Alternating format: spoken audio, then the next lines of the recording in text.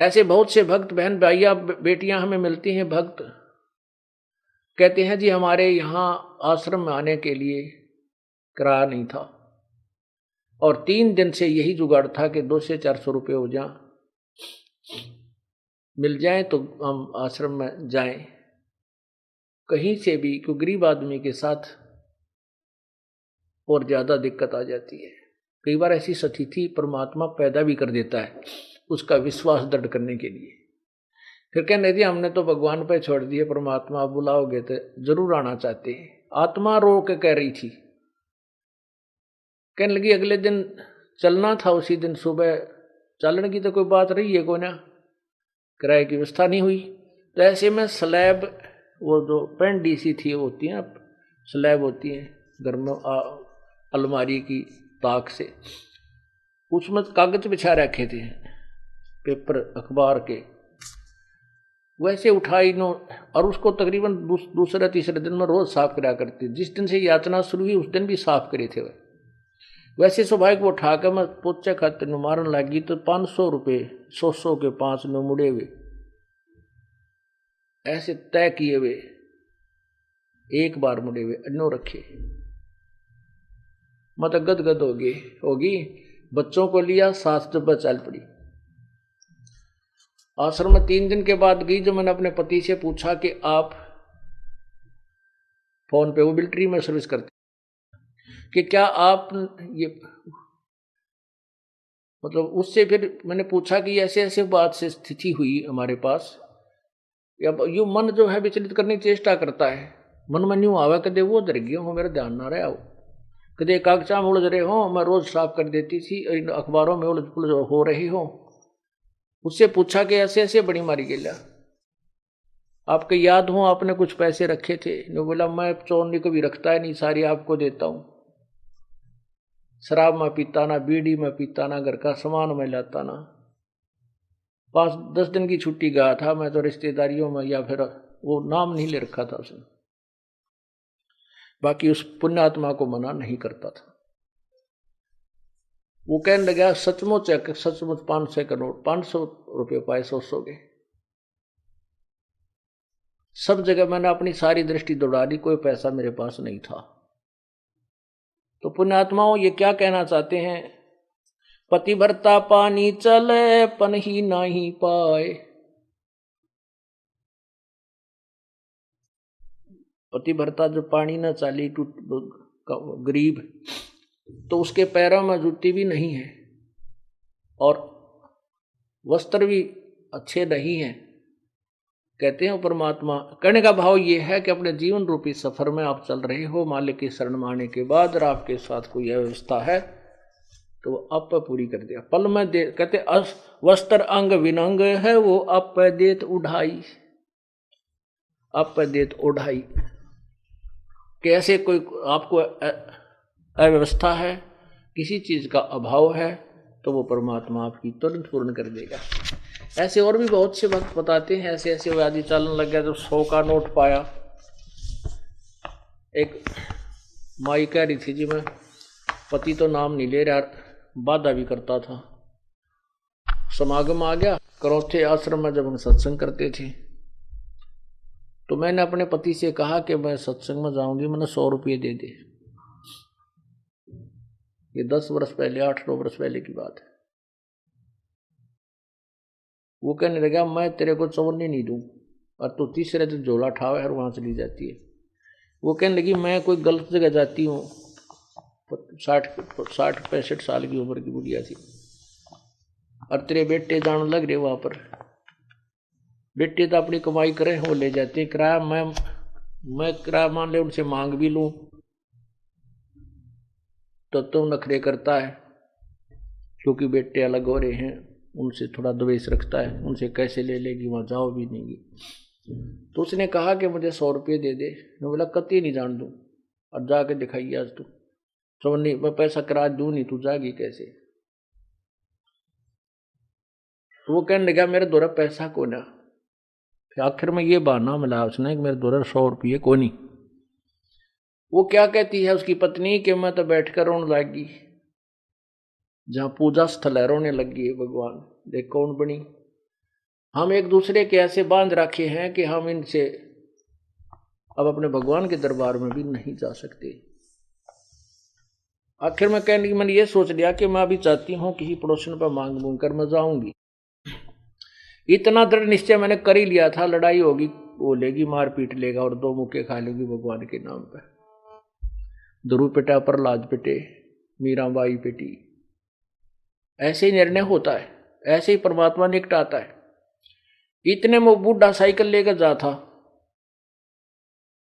गांव से निकला, सड़क थी अच्छी, जो दिल्ली के, ये पंजाब खोड़ की बात है, और वहां वो गया होगा सड़क के ऊपर आधा किलोमीटर, एक 100 का नोट ऐसे हवा में उड़ा, अगले साइकिल के अगले पहियों की ताड़ियां में आके चिपक गया और उसने रोका तुरंत साइकिल। 100 का नोट ताजा, उसकी तो घीघी बंद की, घबरा गया, उल्टा आया, आकर ने बोला ले भगवान, तेरे भगवान ने भेज दिया, तेरा 100 का नोट ले जा। और उसका जो है ना पसीने आ रहे, उसके बाद उसने मुझे मना नहीं किया। तो यहां परमात्मा कहते हैं पति भरता पग जमी पर जो जो धर है पाव, समर्थ झाड़ू देत है ना काटा लग जावे। पति भरता भूखी रहे, यानी पति भरता को, यानी सच्ची उस अनन्य मन से पूजा कर रही भक्त आत्मा को कोई अभाव होता है, किसी चीज की आवश्यकता होती है और वो वास्तव में उसकी आवश्यकता है, तो कहते हैं पति भरता भूखी रहे वहां समर्थ घर सोच। ऐसे पति की स्त्री के, ऐसे पति की स्त्री के काल कर्म हो मोक्ष मोच। कहते हैं जैसी भक्त आत्मा जब दुखी होती है तो भगवान के दरबार में भी चिंता बन जाती है। और ऐसे पति की स्त्री के काल कर्म हो मोक्ष, जो ऐसे दृढ़ता के साथ, समर्पण के साथ, पूरे विश्वास के साथ भगवान पर लगती है, उसके नाम पर, कहते हैं उन्हीं का मोक्ष होता है, उन्हीं के पाप कर्म नष्ट होते हैं। कहते हैं नुक्ते ऊपर रित जगा रे कोट कर्म जल जा तुम्हारे। ये नुक्ते होते हैं जो हम लोग लाज और किसी परमात्मा के नाम पर ना किसी पति से, ना पत्नी से, ना पुत्र से कोई दबाव नहीं मानते अपने आत्म कल्याण के लिए, तो परमात्मा प्रसन्न होता है। परमात्मा कहते हैं मात पिता सुत स्त्री, मात पिता सुत सत्री, आलस बंधु कान, संत मिलन को जब चले ये अटकावे आण। मात पिता, बालक है, बेटा है, बेटी है, माँ बाप नहीं जानते सत्संग। जो 15-16 साल के 20 साल तक हैं वो माता पिता के अधीन होते हैं, और जो बुजुर्ग हैं वो जब बच्चे बड़े हो जाते हैं तो बच्चे बेटियां के अधीन हो जाते हैं, बेटे के अधीन हो जाते हैं, या फिर आलस, या फिर लोक लाज। जैसे आप यहाँ सत्संग में आते हैं, कोई ना कोई जरूर टकरा देगा, कहाँ चले, बेरा है सत्संग में जान दोगे, थारा तो पाँव लिकट रहा है, तीसरे दिन वहां बैठे रहते हो। तो इस तरह के श्लोक सुना देते हो, और आप जो ज्ञान में कमजोर है इन बातों से दबाव मानने लग जाता है, और फिर वो आना भी कम कर देता है, उसको ज्ञान नहीं है। इसके लिए परमात्मा कहते हैं कि मात पिता सुत स्त्री और आलस बंधु कांड। बंधु कांड माने लोक लाज, अपने मित्रों की वो कहे हुए व्यंग्यात्मक बातों से झिझक जाना। कहते हैं सतगुरु मिलन को जब चला ये अटकावे आण, ये आके आंट लावेंगे कि बेटा का माँ बाप या स्त्री ऐसी निकम्मी हो जाएगा दी बेबे, बस जी का झाड़ बन जाती इस भगत के, या फिर लोक लाज, या खुद आलस कर जा, फिर देखोगे, फिर अगले बार देखेंगे, सर्दी ज्यादा है, गर्मी घनी है, इनका अटकाया ना अटके जो सतगुरु दर्श को जाए, कहे कबीर सो संत है भाई आवागमन नसावे। कहते नुकते ऊपर रीत जगह। ऐसे हम थोड़ी बहुत भगवान के लिए पापीटिया करेंगे, संघर्ष करेंगे तो हमारे निकटाएगा, और केवल बात बनाते हैं परमात्मा या कोई भी क्रिया पूरी नहीं हो सकती। जैसे अब यहां कौन आएंगे? वो आएंगे जो पूर्ण रूप से परिचित हो चुके हैं इस ज्ञान से। जैसे किसान गेहूं की फसल बीजता है या और भी फसल इस सीजन में बीजता है, जो जाड़े की फसलें होती हैं, तो उसमें जैसे अब दिसंबर और जनवरी में इतनी कड़ाके की सर्दी गिरती है और किसान की नहर से पानी डिस्ट्रीब्यूटेड मिलता है, और वो रात्रि में दिसंबर या जनवरी के महीने में कड़ाके की सर्दी पड़ रही है, शीत लहर भी चल रही है, उसके पानी का नंबर आ जाता है रात में 12 बजे।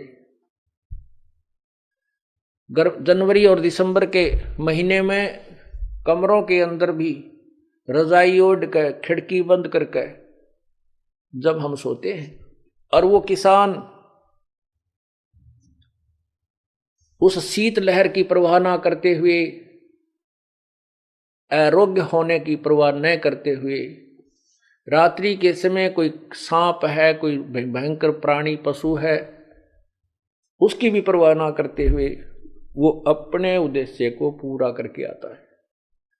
वहां जाकर के कंबल और लिया होता है, खेस या कंबल को भी वहां पर मेड पर रख देता है, डोले पर,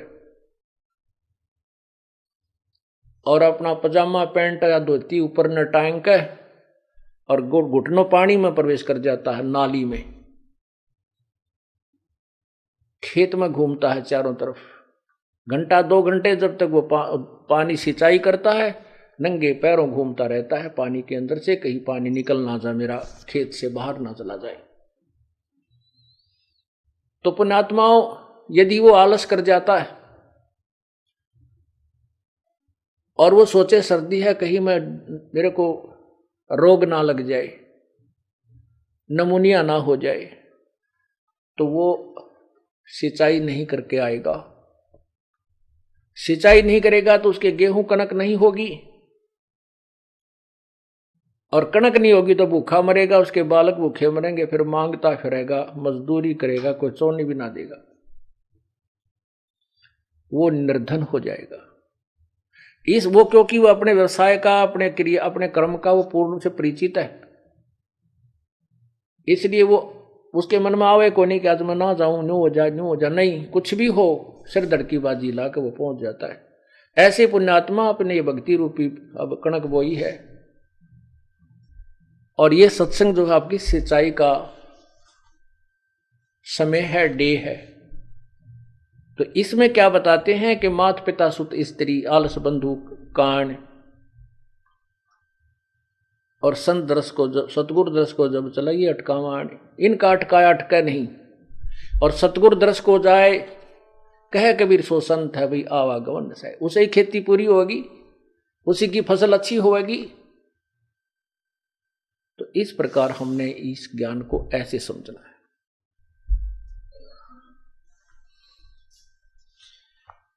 पति भरता बतियां करे, आन पुरुष मुख जोड़े, साहेब भोतरे साथ है, वो पल में बैठे तोड़े।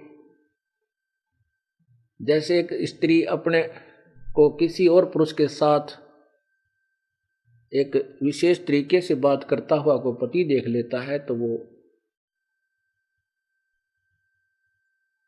उसे अक्षुब्ध हो जाता है।